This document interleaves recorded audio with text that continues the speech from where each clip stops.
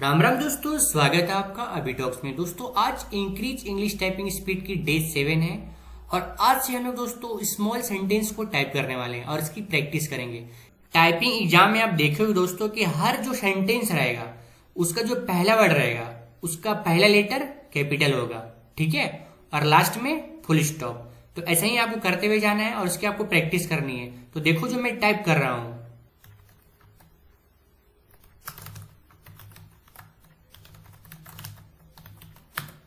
आप यहाँ पे देख रहे दोस्तों कि मैंने सेंटेंस टाइप किया the cat sat on the mat.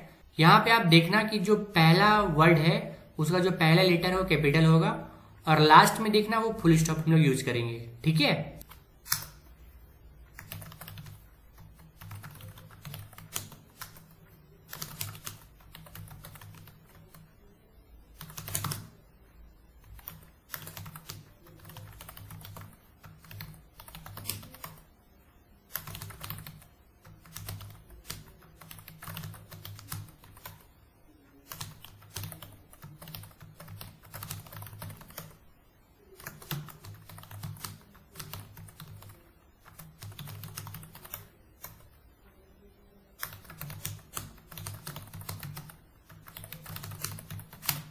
मैंने दोस्तों टोटल 8 सेंटेंस को टाइप किया है। तो आपको करना क्या है वो देखो।